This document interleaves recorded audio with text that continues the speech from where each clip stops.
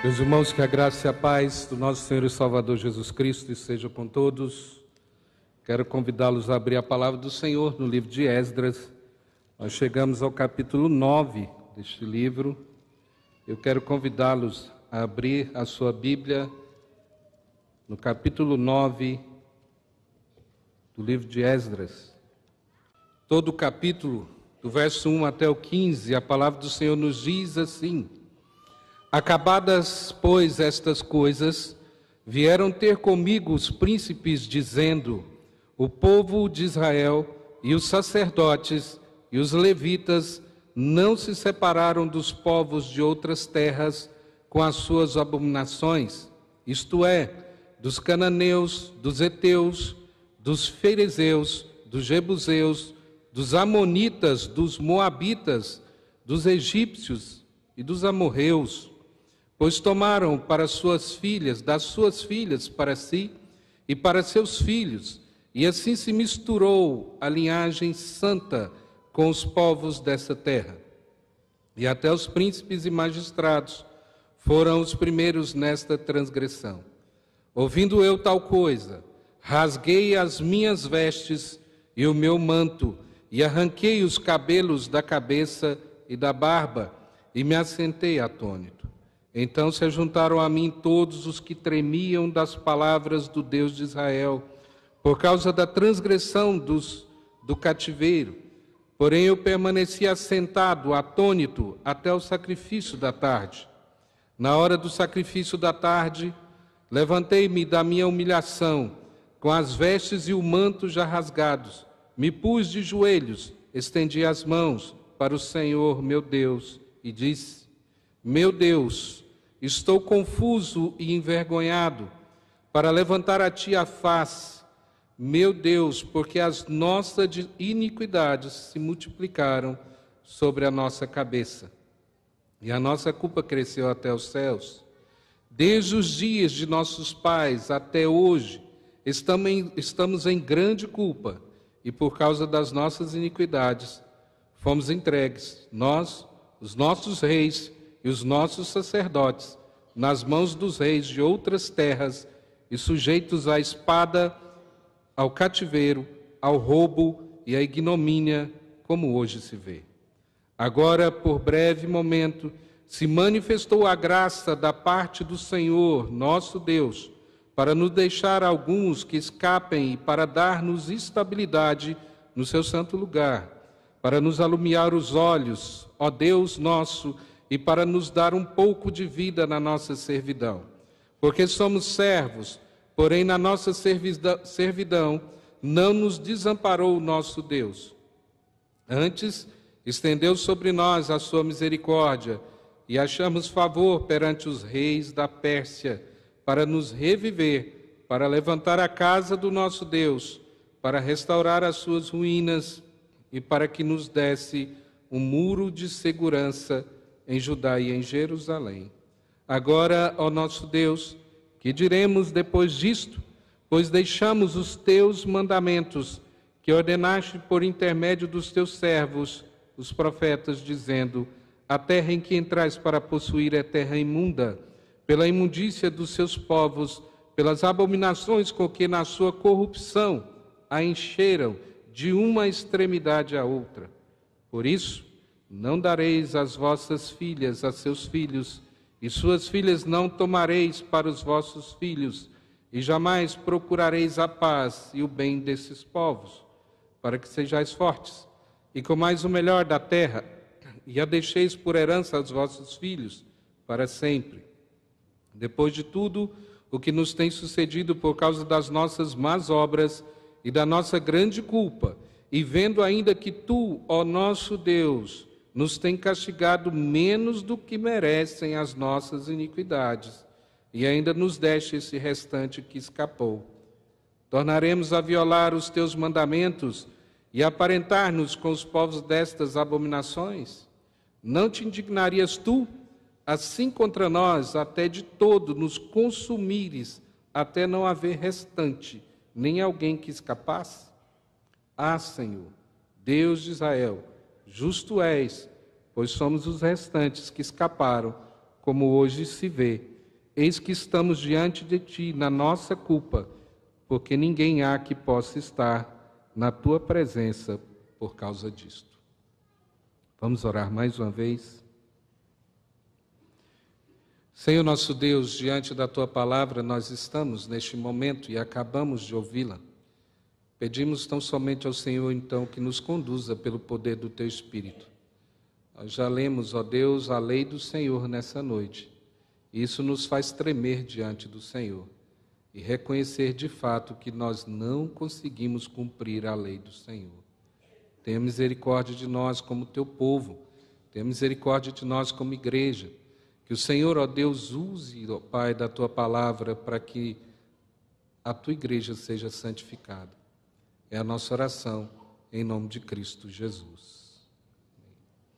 Uma das coisas que normalmente nós esquecemos na nossa caminhada como igreja, e muitas vezes nós achamos que a disciplina do Senhor, ela somente acontece no ato onde alguém, principalmente no contexto de igreja presbiteriana, quando alguém é levado ao conselho em um ato ali de tribunal, depois de averiguada tudo aquilo que aconteceu. Mas quando nós olhamos para aquilo que a palavra de Deus nos mostra, e essa é uma das de algo que nós entendemos perfeitamente dentro da teologia reformada, que a disciplina, ela não acontece apenas nesse momento de reunião de conselho. Essa é uma disciplina corretiva, mas nós temos a oportunidade, pela palavra do Senhor, pelo poder de Deus, todas as vezes que nós ouvimos com fidelidade a palavra do Senhor, nós somos disciplinados por ela. Essa é uma disciplina formativa, ou seja, nós temos isso na palavra de Deus ao longo da Escritura, ela de forma tanto terapêutica, mostrando que essa disciplina cristã individual é levado, ou a congregação também, a uma piedade, semelhança diante de Deus. Nós temos também a voz profética ao longo das Escrituras para mostrar o que ela faz brilhar a verdade sobre o erro, ou sempre de ponto em ponto, naquilo que nós ouvimos a palavra de Deus, ela prefigura um julgamento da parte do Senhor. Se nós olharmos as Escrituras, nós vamos perceber que a palavra de Deus sempre fala a respeito de um dia do Senhor, e ele fala disso de modo singular, mas a palavra de Deus também nos diz a respeito de dia do Senhor com minúsculo, vamos dizer um dia com o minúsculo, dia com D minúsculo, para mostrar que esse julgamento do Senhor acontece e acontece todos os dias. Nós temos aqui um contexto da nossa passagem, nós estamos nessa caminhada há algum tempo, nós vemos que Deus usou reis persas aqui para superar obstáculos que foram enfrentados pelo povo do Senhor ao longo aqui de Esdras, tanto no capítulo 1 até o capítulo 6 do livro, quando nos fala dos exilados que retornaram naquela primeira leva. E agora nós temos numa segunda leva, a partir do capítulo 7 e 8, o processo de restauração. A gente vai ver que esse processo, ele ganha novo empenho aqui por parte daqueles que voltaram juntamente com Esdras. Nós estamos falando de um espaço de tempo de mais de 60 anos. Portanto, a primeira leva que chegou aqui, quando chegaram em Jerusalém, eles já estavam idosos. E aquela outra leva que chegou junto com Esdras, possivelmente agora eles já não tinham conhecido, talvez, aqueles que voltaram no início. Mas nós estamos falando de um espaço de tempo bem grande, onde o povo de Deus retorna para cá. Portanto, a gente vai perceber que ao longo da história e dessa narrativa, o povo de Deus ele tem os seus altos e baixos. Como nós estamos no nosso tema geral, a nossa peregrinação, caminhando da Babilônia para Jerusalém.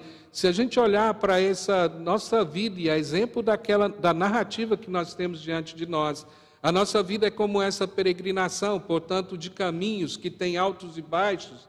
Nós temos momentos de bifurcação na estrada, onde nós temos dúvidas, incertezas, nós temos as nossas lutas, ou às vezes o desânimo, o cansaço no meio da estrada, e isso exemplifica exatamente a nossa caminhada cristã. O povo de Deus retorna, em alguns momentos eles estão conscientes daquilo que eles deveriam fazer e eles fazem. Em outro momento eles se perdem. Se você notou no texto, você vai perceber que se os sacerdotes, os levitas, eles tinham descumprido aquilo que a palavra de Deus tinha dito a eles, imagina o restante do povo.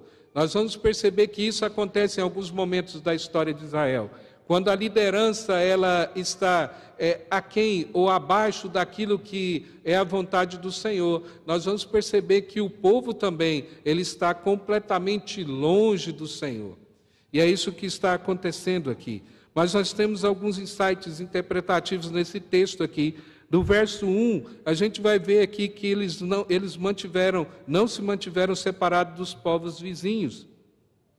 E a gente vai perceber que as pessoas que elas eram autorizadas para a celebração da Páscoa, aqueles que foram da dedicação do templo, no capítulo 6, verso 21, são esses agora que não se separaram dessas práticas ou se juntaram com seus vizinhos gentios e se aparentaram a eles naquilo que Deus tinha determinado que eles não fizessem. A gente vai ver que os líderes eles fazem isso. E a repetição no texto de povos vizinhos é o mesmo que ele diz lá no começo, no capítulo número 3, verso 3, quando diz lá, povos ao seu redor. Era uma prescrição de Deus, uma ordem de Deus para que eles tomassem cuidado com os povos que estavam ao redor deles. Só que isso eles não fizeram.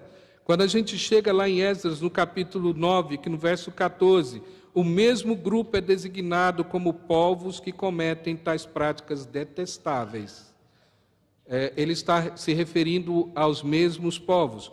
Portanto, ao olhar para essa junção de termos, a gente vai perceber que o que Deus está condenando aqui não é a prática do casamento interracial. Ele está condenando a prática do casamento com pagãos, que ele tinha condenado desde o início, ou seja, porque através disso o coração seria corrompido e eles adorariam outros deuses.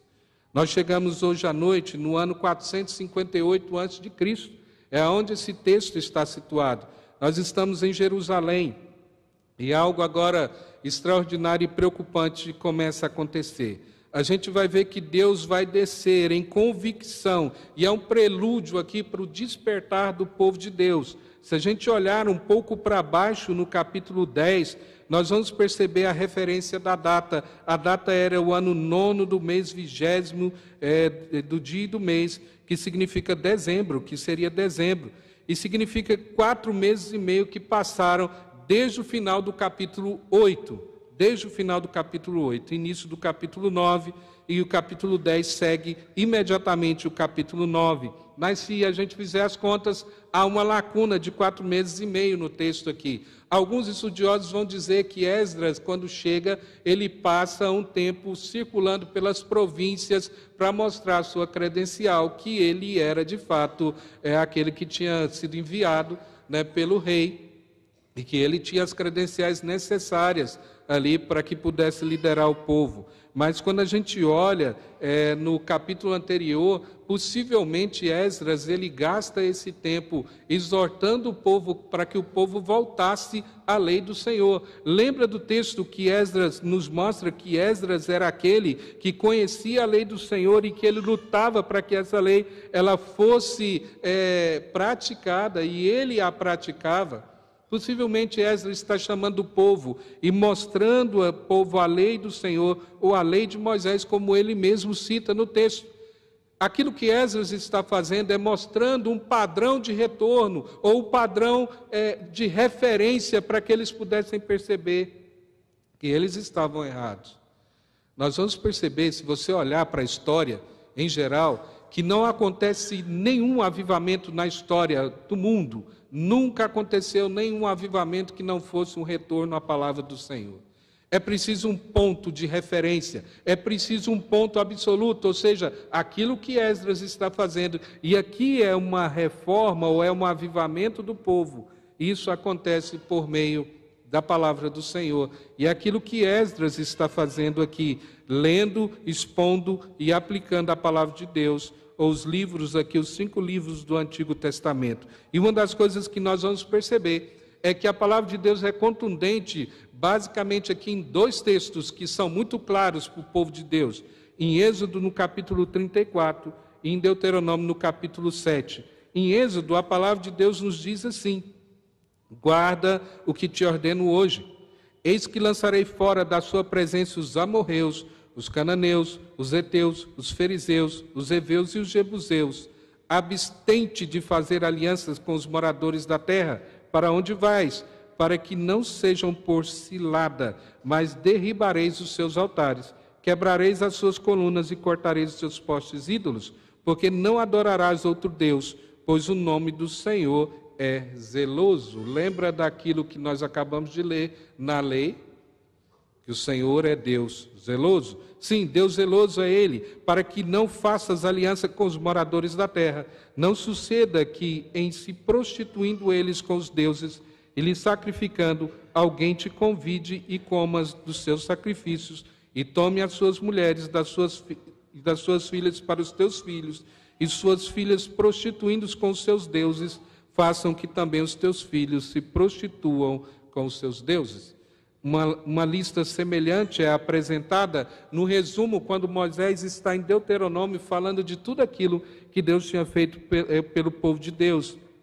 Então, no capítulo 7 de Deuteronômio, o texto nos diz assim: quando o Senhor teu Deus te introduzir na terra, a qual passas a possuir, e tiver lançado muitas nações de diante de ti, os heveus, os girgazeus, os amorreus, os cananeus, os ferezeus, os heveus, os jebuseus, 7 nações, mais numerosas e mais poderosas do que tu, e o Senhor teu Deus as tiver dado diante de ti para as ferir, totalmente as destruirás, não farás com ela aliança, nem terás piedade delas, nem contrairás matrimônio com os filhos dessas nações, não darás tuas filhas e teus filhos, nem tomarás suas filhas para teus filhos, pois elas fariam desviar teus filhos de mim, para que servissem aos outros deuses, e a ira do Senhor se acenderia contra vós outros, e depressa vos destruiria. O objetivo, então, de mencioná-los aqui em Esdras, então, é fazer essa conexão com a situação da época do Êxodo, implicando no casamento com estrangeiros aqui, continua sendo a razão. A razão não era por causa deles serem exatamente estrangeiros, uma condenação interracial, mas era exatamente por causa do sincretismo e da apostasia que estava ligado exatamente a essas relações. Por isso, tomando com base uma das partes da oração de Esdras aqui, eu quero falar nessa noite a respeito das iniquidades, e o texto diz: quando as nossas iniquidades tocam os céus, quando nós começamos a reconhecer de fato o nosso pecado, e que somos pecadores e que merecíamos a ira do Senhor, o que nós devemos fazer? Esse texto nos ajuda a compreender aqui a forma como nós devemos fazer. A primeira coisa é ter consciência do pecado. É necessário ter consciência do pecado. Esdras está ministrando no templo aqui, como eu disse, há uns 4 meses e meio, e aqui ele falando a respeito da lei do Senhor, e ele recebe uma notícia, como o texto nos diz, do sacerdote, eles mesmos vindo diante de Esdras para confessar o pecado e falando que se casaram com povos de outra terra. A gente vai ver aqui que, como nós já lemos, que isso era perfeitamente claro, principalmente para o sacerdócio e para os levitas. Eles conheciam muito bem aquilo que Deus tinha falado para que eles não fizessem. Nós lemos e acabamos de ler isso, e, portanto, foi claro para eles, quando eles casaram ou fizeram isso, eles estavam fazendo de maneira premeditada e sabendo exatamente o que estavam fazendo. Já perceberam que a palavra de Deus nos faz um contraste entre transgressão, iniquidade, pecado? A transgressão é um ato intencional de quebrar a lei do Senhor. Ou seja, aquele que sabe exatamente o que deve fazer e não faz. Ele faz exatamente o contrário. É aquilo que os sacerdotes estavam fazendo. A gente vai ver então que normalmente nós partimos para o lado aqui de povos, ou seja, sim, a palavra de Deus nos fala a respeito do jugo desigual e que não há justificativa bíblica nesse sentido, mas nós não estamos falando no texto da proibição de Deus com respeito à questão interracial, como muitos têm levantado hoje. Mas é exatamente a essa união com aquele que é pagão e que, portanto, poderia levar para longe do Senhor. Se nós notarmos aqui um profeta que é do tempo de Esdras, nós vamos compreender o que eles fizeram. Malaquias. Malaquias é um profeta contemporâneo, e lembra que é em Malaquias que a palavra do Senhor diz que Deus odeia o divórcio. Deus odeia o divórcio. E se nós olharmos para o contexto de Malaquias, que é o mesmo que Esdras, é aquilo que está acontecendo aqui, nós vamos ligar uma coisa na outra. Esses sacerdotes, possivelmente, eles divorciaram das suas esposas israelitas e assumiram um casamento com mulheres pagãs. E aí que nós vamos notar lá na frente que é aquilo que Neemias faz, ou aquilo que acontece a partir de Esdras aqui, e também Neemias, quando ele manda que eles voltem e abandonem, ou mandem embora as esposas que eles tinham contraído. Para nós não entendemos isso. Nós falamos que crueldade é essa, mas aquilo que eles tinham feito, e feito de maneira premeditada, possivelmente eles divorciaram das suas esposas israelitas e assumiram casamento com aqueles que estavam ali em volta. E nós temos, em meio a tudo isso aqui, os filhos, de Zorobabel, aqueles que estavam à frente, do povo do Senhor, e fazendo com que o povo de Deus voltassem às antigas alianças. É interessante notar o que o texto, repetindo esses povos, ferezeus, heveus, jebuseus, eles já não existiam mais nesse tempo. Eles já não existiam mais. Esses povos, eles já não são contados aqui. Mas por que Esdras, então, lança o nome deles? Era exatamente para mostrar que aquilo que eles estavam fazendo nesse tempo era o mesmo que o povo de Deus tinha feito antes de serem mandados para o exílio. Se eles entenderam que o exílio foi amargo, eles estavam cometendo o mesmo pecado em um espaço de tempo muito curto. Perceba o que eu falei lá no começo, que nós temos a necessidade de sermos disciplinados constantemente, dia após dia. Esse povo tinha voltado do exílio há menos de 100 anos. E o que eles estão fazendo? As mesmas práticas que o tinham levado ao exílio. E que Deus tinha condenado esse povo.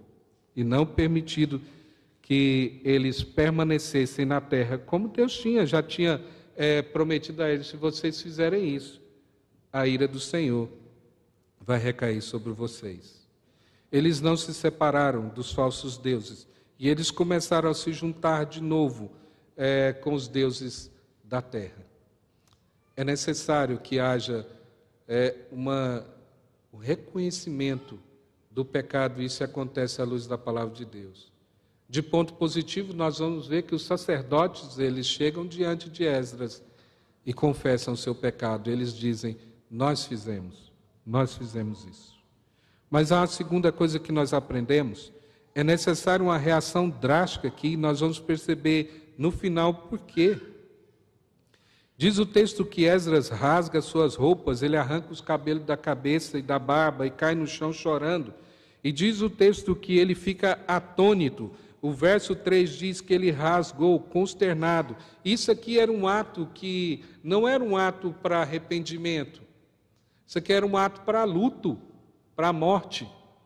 Aquilo que Esdras está diante do quadro, ele fica tão desesperado que ele faz aquilo que eles estavam acostumados a fazer quando eles estavam em luto.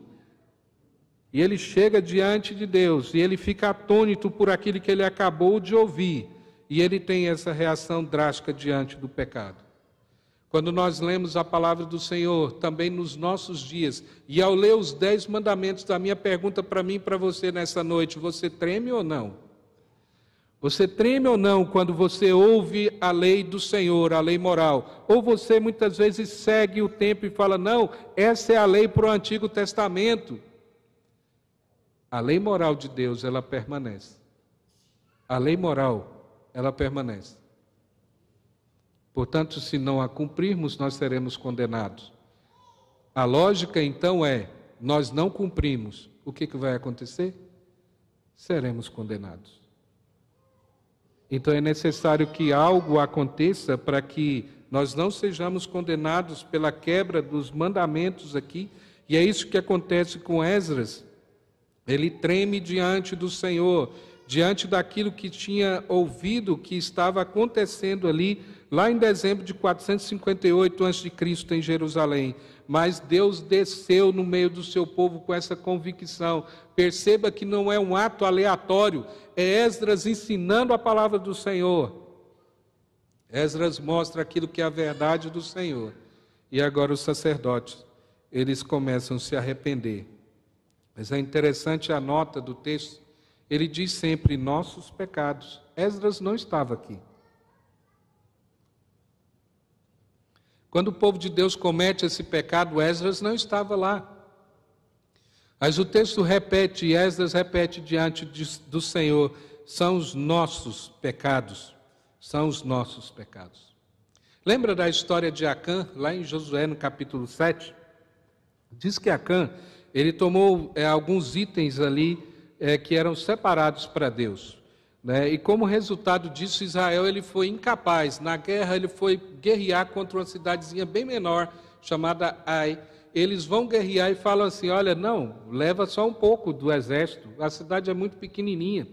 E eles saem de lá derrotados da batalha. E aí, Josué chega diante do Senhor para saber o que aconteceu. E Deus fala para ele. E aí diz, Israel pecou, está lá no verso de número 11. E a gente vai perceber que nessa história, toda a nação, ele experimenta que aquilo que é causado pela desobediência ou pelo pecado de Acã. Embora a gente tenha a progressão da revelação no Novo Testamento, e a palavra de Deus vai nos mostrar agora numa característica individual, mostrando que nós somos responsáveis diante do Senhor por tudo aquilo que nós fazemos, mas há um ato que recai sobre o povo do Senhor e sobre a igreja do Senhor, sobre o corpo de Cristo. Mas a palavra do Senhor, ela vai afunilando. Quando você perceber lá em Apocalipse, tanto capítulo 2, capítulo 3, cada uma daquelas sentenças termina com uma promessa dizendo aquele que for vitorioso, aquele que confia em Deus permanecer fiel. Eu sei que todo ato de pecado, ele causa, sim, um problema no corpo de Cristo, na igreja do Senhor, mas há agora um afunilar de toda essa revelação e nos mostra a nossa responsabilidade individual ao receber a palavra do Senhor e ouvir a palavra do Senhor hoje aqui. O que você vai fazer? Se arrepender ou não, deixar de lado ou achar que nada disso se refere a você. É necessário reconhecer que, de fato, nós somos pecadores. Somos pecadores. Não deixe que o seu pecado hoje seja muitas vezes relativizado ou muitas vezes racionalizado. Às vezes nós pensamos, não, mas hoje é diferente. Não, mas hoje as coisas se fazem dessa maneira. E nós achamos uma série de pretextos para o nosso pecado. Ou para aquilo que a sociedade vai dizer, não, esquece isso não é mais pecado. Mas você está diante de um Deus que é santo. E Ele não muda. Ele não muda. É necessário arrepender. Há uma terceira e última ação que nós devemos ter. Diante disso, então, é necessário confessar o pecado. Você percebeu que na oração de Esdras não há nenhum pedido. Ele não pede nada. Ele chega diante do Senhor e começa a falar a respeito do seu pecado. Portanto, é até uma forma didática da gente entender uma oração de confissão diante do Senhor. Ele chega diante do Senhor e começa a confessar o pecado. Ele diz, eu estou envergonhado, Senhor. Nós estamos envergonhados. Ele fala da sua culpa, que a culpa subiu até os céus, ou seja, a nossa iniquidade subiu até os céus. Da mesma maneira que o povo de Deus tinha feito antes deles chegarem no exílio. E é isso que Esdras está falando. Um dos problemas nossos também, no nosso tempo, é que muitas vezes nós seguimos linhas da sociedade de pensamento que vai dizer para mim e para você: lança fora a culpa, não deixe que a culpa assuma a sua vida de tal forma que te traga problemas, né? Isso é uma linha de Freud, né? Não deixe que a culpa te consuma, mas há um ato de Deus de permitir a culpa em nós, para que nós possamos, através dela, também reconhecer de fato que nós somos pecadores. Portanto, a culpa ela tem um papel significativo na nossa vida. Mas muitas vezes nós olhamos para tudo isso, também para essa história, e às vezes nós começamos a olhar para isso e falar: não, mas Esdras não conhecia ainda a graça por completo, ele ainda não conhecia aquilo que estaria por vir, isso aqui talvez ele era talvez um tanto legalista. Não, Esdras está batalhando por aquilo que é a vontade do Senhor e a verdade do Senhor.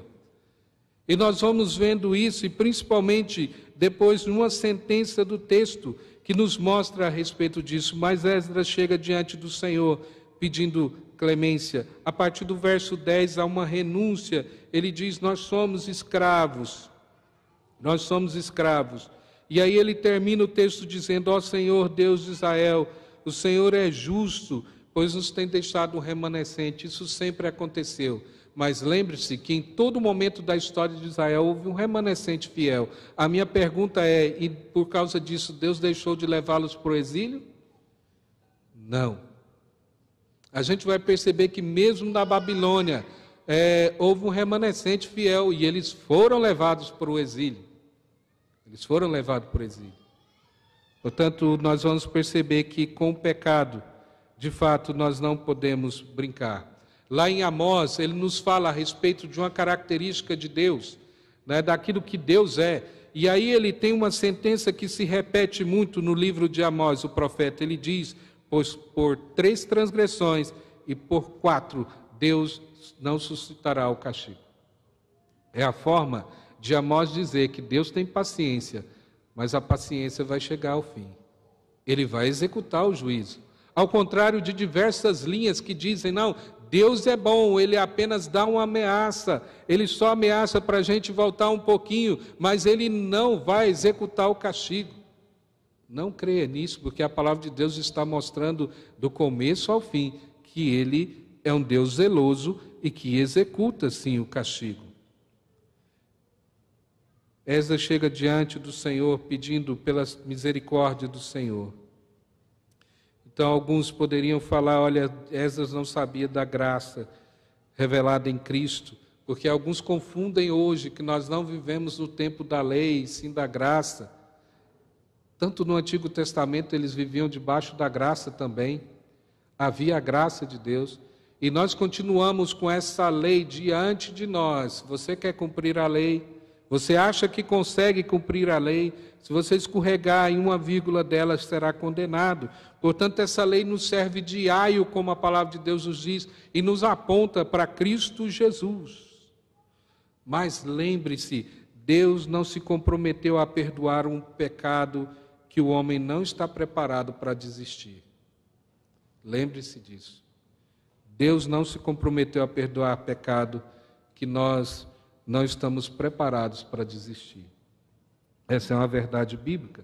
Por isso a nossa pergunta sempre, ao olharmos para a nossa vida como igreja do Senhor, primeira igreja presbiteriana no nosso tempo, na nossa época, é olhar para a nossa vida e como nós estamos de fato diante do Senhor.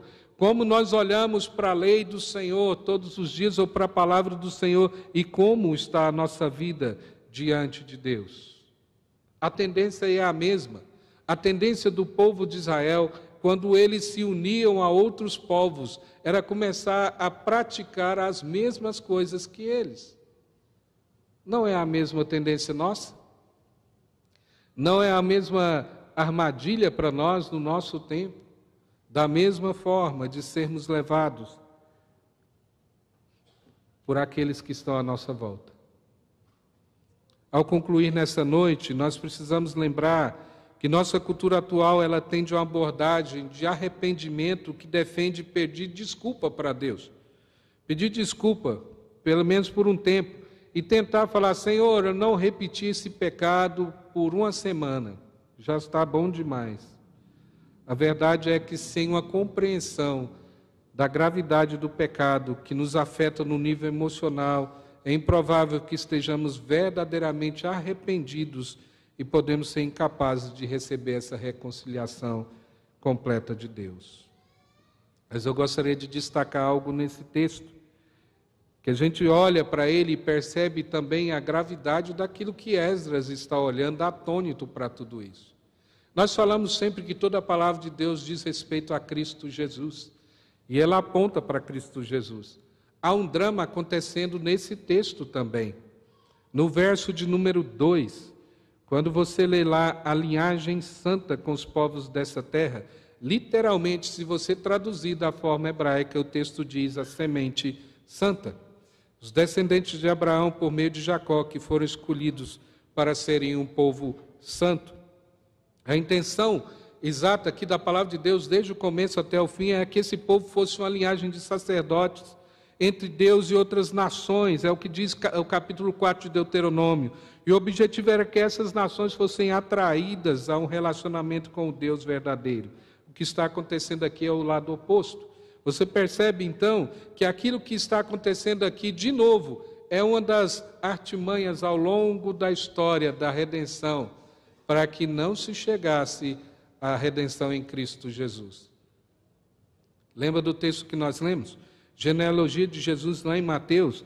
O texto nos diz, Mateus falando, de sorte que todas as gerações de Abraão até Davi são 14, de Davi até o exílio na Babilônia, 14, e desde o exílio da Babilônia até Cristo, 14.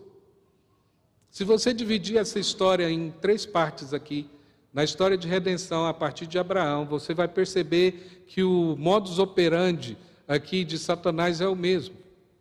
Você vai perceber que lá em Números, quando está na história de Balaque e Balaão, percebendo que não poderia amaldiçoar o povo, o que ele orienta? Balaão orienta Balaque a falar, olha, solte mulher no meio do povo aí para que eles se corrompam e sirvam outros deuses. E é o que acontece. É o que acontece no meio dessa linhagem. Se a gente olha no outro terço aqui, dos 14 gerações, nós vamos perceber que chega o reinado de Jeroboão. A palavra de Deus nos fala do reinado de Jeroboão, que foi um dos piores da história do reino de Israel. Jeroboão fez com que o povo de Deus se pervertesse completamente. O que ele fez? Exatamente a mesma coisa.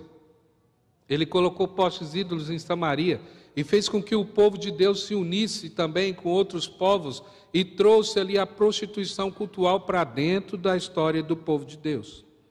Nós temos agora no exílio da Babilônia a mesma coisa acontecendo. Se você notar, alguns desses nomes estão na linhagem lá de Cristo Jesus, na genealogia. O que está acontecendo aqui diante dessa história toda não é apenas uma história de um povo isolado, nós estamos falando daquilo que está acontecendo na história da redenção. Se esse povo fosse completamente misturado e fosse conduzido a outros deuses, o que aconteceria na chegada de Cristo Jesus? Nós estamos chegando ao final da história aqui, quando chega em Malaquias, há 400 anos de silêncio, para que chegue a vinda do Messias, Cristo Jesus. Mas nós estamos muito próximos aqui do último terço dessa linhagem dos 14, da geração aqui de 14. Aquilo que está acontecendo, e possivelmente que Esdras se desespera diante de tudo isso, é da tamanha atrocidade que esse povo estava fazendo, ao se misturar com outros povos pagãos. E tudo isso, mais uma vez, no artimanha do inimigo, para que esse povo se misturasse de tal forma para que pudesse comprometer a linhagem do Messias.